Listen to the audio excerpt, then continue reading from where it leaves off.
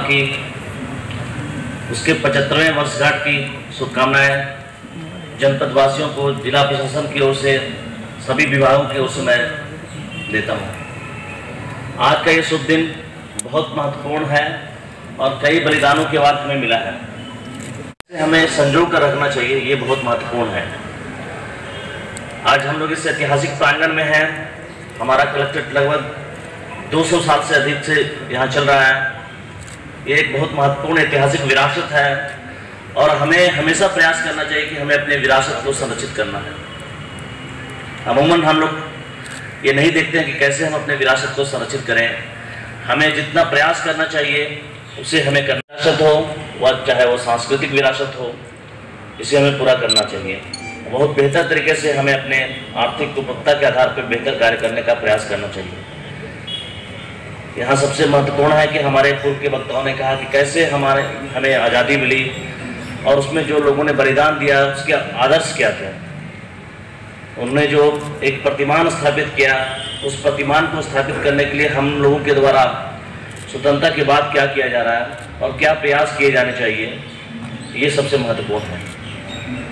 स्वतंत्रता संग्राम और उसमें जो आदर्श थे आज हमारे संविधान में प्रतिबिंबित हो रहे हैं। हमारे शहीदों के आदर्श और प्रतिमान हमारे संविधान के एक महत्वपूर्ण अंग के रूप में है, महत्वपूर्ण क्लॉजेस हैं उसमें। इसे हमें देखना होगा, समझना होगा। जैसा कि बताया गया कि हमें राजनीतिक स्वतंत्रता मिली है, लेकिन हमें सामाजिक और आर्थिक स्वतंत्रता की ओर जाना होगा। हमें इंक्लूसिव डेवलपमेंट, समावेशी विकास की ओर जाना होगा, जो विकास समानता दे। सबसे महत्वपूर्ण है अवसर की समानता दे। कई लोग हैं जो सक्षम होते हैं और कई जो सक्षम नहीं होते हैं। तो जो लोग भी सक्षम हैं, चाहे वो सरकारी विभाग के हों या नागरिकगण हैं, ये बहुत महत्वपूर्ण है कि नागरिकों को भी हमें अपने देश को, अपने राष्ट्र को बहुत उच्च स्तर पर ले जाना है। और ये तभी संभव है कि जब हम ये प्रयास करें कि जो हमारा कर्तव्य है वो कर्तव्य बोध को हम समझें, आत्मचिंतन करें और हम ये प्रयास करें कि हम बेहतर तरीके से चीज़ों को क्रियान्वित कर सकें। तो उन्हीं आदर्शों को हमें स्थापित करना है। जो पीछे छूट गए लोग हैं उनको हाथ पकड़कर आगे ले जाना है और उनको स्वावलंबी बनाना है। सबसे महत्वपूर्ण है कि उनका स्वावलंबन जरूरी है। अगर आप उन्हें हाथ पकड़ रहे हैं और आप जीवन भर हाथ पकड़ने के लिए उन्हें इस तरीके से बनाए हुए हैं, इसका मतलब कहीं ना कहीं आपकी व्यवस्था में कहीं दिक्कत है। तो हमें प्रयास करना चाहिए कि उनका स्वावलंबन हो और स्वावलंबी होते हुए वो देश के लिए कुछ करें और बेहतर करें। और आपने देखा होगा कि हर एक छोटे से छोटे व्यक्ति, इस प्रकृति में जीव जंतु सबका अपना महत्व है। इसको बनाए रखने के लिए बहुत जरूरी है कि हर एक के प्रयास की सराहना होनी चाहिए और अपने कर्तव्यों का बेहतर तरीके से निस्तारण होना चाहिए, निष्पादन होना चाहिए। सबसे महत्वपूर्ण ये है कि हम अपने कर्तव्य को किस तरीके से अंतर्मन में उसको संजो कर कितना बेहतर कार्य कर पाते हैं, बहुत महत्वपूर्ण है। अभी हम लोग कोविड के दौर में हैं अभी भी, और आपने देखा कोविड के 2 वेव आ चुके हैं, हमारे फर्स्ट वेव और सेकेंड वेव। और जैसा कि हमारे पूर्व के वक्ता ने कहा कि कोविड मैनेजमेंट में हम लोगों ने प्रयास किया, सभी विभागों ने मिलकर एक एकीकृत प्रयास किया और लोगों का भी प्रयास रहा कि जैसे आपने देखा होगा फर्स्ट वेव के समय लोगों ने कितने डिसिप्लिन के साथ अपने घरों में रह के प्रोटोकॉल को मेंटेन किया और इस कारण से हम लोगों ने काफ़ी देर तक उसको रोके रखा, कोविड के प्रकरण को। और इससे हमें प्रबंधन की क्षमता का विकास करने का अवसर हुआ। जो मेडिकल फैसिलिटीज़ है उसको हम लोग प्रबंधित कर पाए, बेहतर तरीके से उसको मैनेज कर पाए। और जो सबसे महत्वपूर्ण है कि जो पेशेंट इनटेक कितना है और उसके अनुसार हमारी कैपेसिटी कितनी है, ये बहुत महत्वपूर्ण है। और इसी जो विश्वास है उसको बनाए रखने के लिए जो गैप्स थे उसको कम करने का प्रयास किया गया। हम लोगों ने कोविड के समय में गवर्नमेंट हॉस्पिटल्स को, हमारे मेडिकल कॉलेजेस को, प्राइवेट हॉस्पिटल्स को तैयार किया, एक प्रोटोकॉल निर्धारित किया कि हम बेहतर तरीके से कोविड से लड़ सकें। कोविड प्रबंधन में जनपद बरेली ने ऐसे प्रयास किए कि जिससे आसपास के जनपद भी लाभान्वित हुए। आप सब संज्ञानित हैं कि यहाँ जनपद बरेली में लगभग 10 जिलों के मरीज आए हैं। और सबसे महत्वपूर्ण ये भी है कि यहाँ उत्तराखंड से भी मरीज आए हैं। उत्तराखंड से 3-4 जनपदों से यहाँ मरीज आते थे लगातार। हमने उनको बोला कि चाहे जिस भी जनपद से हो, हम अपनी कैपेसिटी को बढ़ाते हुए सभी की सेवा करना है और यथासंभव हम लोग को मदद करने का प्रयास करना है। और इसमें हमारे सभी अधिकारी कर्मचारियों ने पूरे मनोयोग से, जिस समय कई बार हम लोगों ने देखा कि परिवार जो सबसे महत्वपूर्ण और इकाई है, उसने भी अपने परिवार को छोड़ा, उसके बावजूद भी प्रशासन तैयार रहा। ये एक बहुत कठिन चुनौती का समय था, उसमें भी लोगों ने शामिल हुए और लोगों को जागरूक किया। और मीडिया का भी बहुत रहा कि कैसे लोगों को जागरूक करना है, कि हम कैसे कोविड प्रोटोकॉल को फॉलो करें, कैसे हम चीज़ों को देखें और क्या फैसिलिटीज़ है उसके बारे में उजागर करें। जैसे हम लोगों का जो कोविड कंट्रोल रूम है, जो कलेक्ट्रेट में स्थापित किया गया, हम लोग का एक छोटा सा प्रयास था, लेकिन ये बहुत बड़े रूप से उभरा। यहाँ के जो कर्मचारी थे, जो अधिकारीगण ने दिन रात मेहनत की, 24/7 मेहनत की, और मीडिया के द्वारा इसे प्रसारित किया गया कि हम अपने हमारे नंबर्स हमेशा रखते थे। इसमें आप लोग जितना अभी भी है समय कि जितना प्रचारित करें कंट्रोल रूम का number, one stop delivery system था कि जब भी किसी को दिक्कत हुई, अगर जिसने इस नंबर को डायल कर दिया उसे सहायता मिलनी निश्चित थी। और ये एक व्यवस्था बनाई गई जिसको पूरे प्रदेश में भी मॉडल के रूप में देखा गया, और लोगों ने इतना मेहनत से कार्य किया, हर एक चीज़ का प्रोटोकॉल डेवलप किया गया, और कोविड के समय में हम लोगों ने इस रणनीति से सफलता पाई और हम लोग 10 जिलों के मरीजों की सेवा कर पाए। ये हमारे लिए बरेली जनपद के लिए गौरव की बात है। और इसमें सभी संस्थानों का, चाहे वो निजी संस्थान हो, सरकारी संस्थान हो, हमारे जो स्वास्थ्य कर्मी हैं, नगर निगम के जो कर्मी हैं, ग्रामीण क्षेत्रों में जब हमारे सफाई कर्मी हैं, राजस्व विभाग के कर्मी, सभी विभाग के कर्मियों ने बहुत महत्वपूर्ण भूमिका निभाई। और जब तक सम्मिलित और एकीकृत प्रयास नहीं होता हम सफल नहीं होते हैं। इसी प्रयास का नतीजा हुआ कि हम लोग बेहतर तरीके से कार्य कर पाए हैं, और हम लोग सेकेंड वेव में भी जो इतने विवश था उससे भी हम लोग निपटने में, आगे बढ़ने में कायम रहे। और ये प्रयास हमें करना होगा कि अब हमें कोविड के जो पश्चात जो कॉम्प्लिकेशन है उसको दूर करना होगा। एक साइकोलॉजिकल जो लोगों में शौक आता है उसको दूर करना होगा। हमें लोगों में विश्वास करना होगा कि हम सब एक साथ मिलकर सभी आपदा से लड़ने के लिए तैयार हैं। और सबसे महत्वपूर्ण आज के समय में है कि हम कोविड टीकाकरण जरूर कराएं। पहले लोगों में कुछ भ्रांतियाँ रहती थी, आज एक्सेप्टेबिलिटी बढ़ गई है, और अब सभी ग्रामीण क्षेत्रों से भी इसकी डिमांड काफ़ी बढ़ी है। लगभग 12 लाख डोजेस वैक्सीनेशन के हमारे जनपद में हो चुके हैं, 12 लाख डोजेस। और हम लोग सेकेंड डोजेस के लिए भी प्रयास कर रहे हैं कि जिनका फर्स्ट डोज लगा है उसको निर्धारित अवधि में सेकेंड डोज भी दिया जाए। और साथ साथ हमें प्रयास करना होगा कि सभी अपने प्रोटोकॉल का पालन करते हुए वैक्सीनेशन कराना सुनिश्चित करें।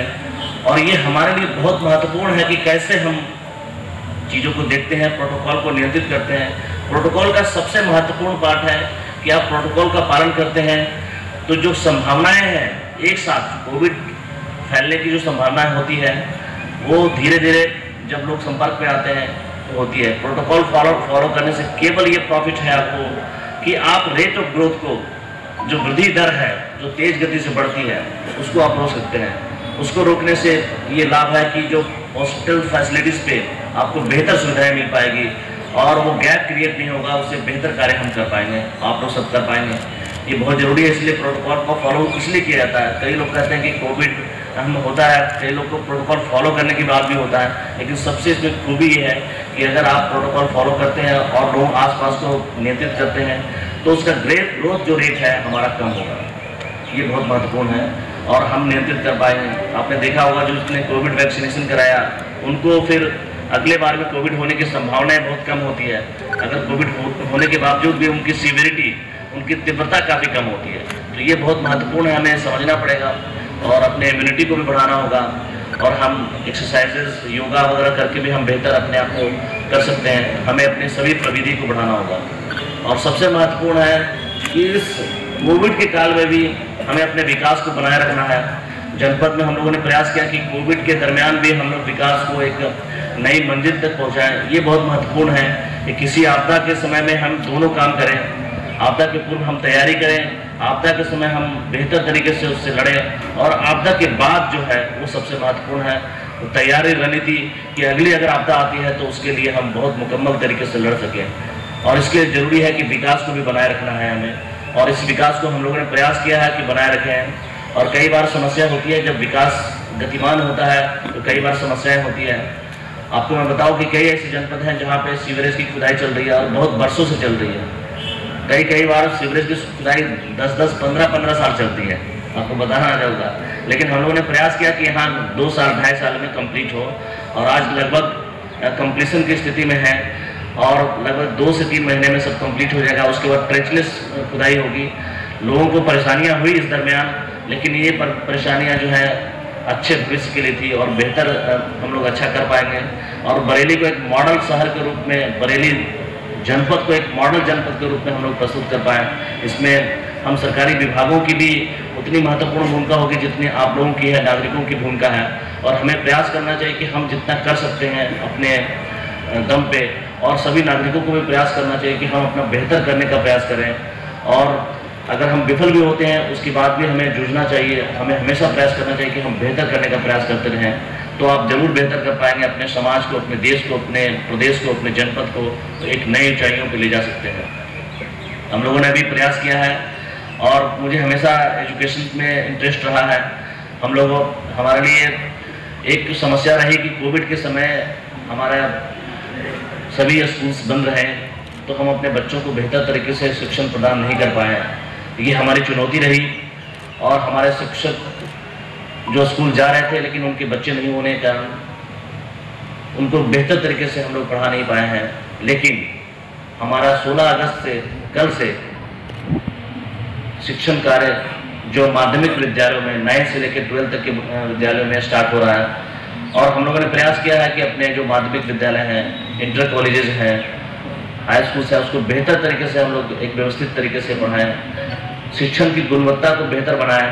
इसलिए हम लोगों ने, ये मैंने बताया था कि हम लोग GIC, GGIC, तिलक और इंटर कॉलेज जो हमारे गवर्नमेंट सेक्टर्स के कॉलेजेस हैं, स्कूल्स हैं, जो बेहतर सुविधाओं के अभाव में दिक्कत होती थी, यद्यपि कि वहाँ शिक्षकों की कमी नहीं है। आज की डेट में इन विद्यालयों में शिक्षकों की पर्याप्त उपलब्धता है, और हम लोग का ये प्रयास होगा कि इस सेशन में हम लोग लगभग 1.5 से 2 गुना हम लोग छात्र संख्या कर पाए।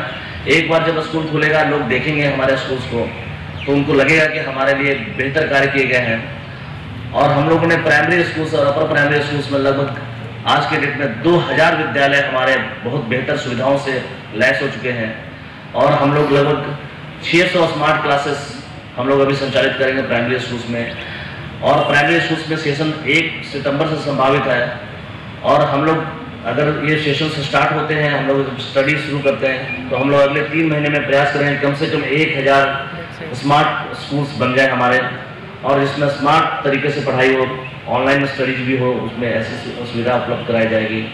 और उन फैसिलिटीज़ में लोगों को अच्छा सीखने की प्रेरणा मिलेगी, बेहतर करने की प्रेरणा मिलेगी। जो हमारे शिक्षक हैं, कई बार कहा जाता है कि शिक्षक का अनुपात कम है, लेकिन सरकार ने काफ़ी भर्तियाँ की है शिक्षकों की, और अभी अनुपात बहुत बेहतर हो चुका है, विद्यालयों में अनुपात बहुत बेहतर हो चुका है। हमें ये देखना होगा कि हमारे शिक्षक प्रेरित हों, आत्म प्रेरित हों कि हम अपने बच्चों को बेहतर भविष्य निर्माण करें, क्योंकि जो हमारा सरकार है वो बहुत फंड देती है primary schools, upper primary schools में, और उसके वेतन भी, मानदेय भी बहुत ज़्यादा है। तो हमें अपने कर्तव्य का निर्वहन करना होगा, हमें शिक्षकों का, और शिक्षक ही अपने चाहकर अपने बच्चों का भविष्य संवार सकते हैं। इसलिए जो मूलभूत जो हमें सुविधा होती है वो शिक्षण की व्यवस्था को सुधारना और स्वास्थ्य को सुधारना, ये 2 चीज़ सबसे महत्वपूर्ण है। व्यक्तित्व का निर्माण और व्यक्ति का निर्माण इसी से होता है। व्यक्ति का निर्माण, स्वास्थ्य सेवा बेहतर होगा तो आपका व्यक्ति का निर्माण होगा, चाहे वो प्रेगनेंसी से लेके लास्ट तक। जब भी आपका स्वास्थ्य खराब होगा तो स्वास्थ्य सेवा बेहतर होगी तो आप व्यक्ति के रूप में उभरेंगे, और व्यक्तित्व का निर्माण आपका शिक्षण व्यवस्था से होगा। तो ये 2 कोर सेक्टर हैं जिसे हमें बना के रखना है, और उन कोर सेक्टर में जो है उनके अपने कर्तव्य बहुत उनका ज़्यादा है, उनको और मेहनत करना होगा, उनको आत्मविश्लेषित करना होगा कैसे हम बेहतर तरीके से अपने बच्चों को बेहतर जीवन दें। और बेहतर जीवन के लिए जरूरी है कि बेहतर शिक्षण दें, एक बेहतर नागरिक के रूप में उन्हें स्थापित करें, एक बेहतर और कर्मशील नागरिक के रूप में उन्हें प्रतिस्थापित करें, ये बहुत महत्वपूर्ण है। उन्हें जीवन जीने की प्रेरणा दें, उन्हें जीवन से जूझने की प्रेरणा दें, ये बहुत ज़रूरी है। तो इस मंच से मैं सभी शिक्षकों का आह्वान करता हूँ बरेली जनपद के, कि सभी बहुत बेहतर तरीके से बच्चों को पढ़ाएंगे। अभी हमारा स्कूल सब खुलने वाला है, और उन्हें लगना चाहिए कि हमने एक परिवर्तन देखा है। भौतिक आधारभूत संरचना में परिवर्तन मात्र हमारा लक्ष्य नहीं है, हमारा लक्ष्य भौतिक के साथ साथ हमारा जो सॉफ्टवेयर पार्ट है जो मानसिक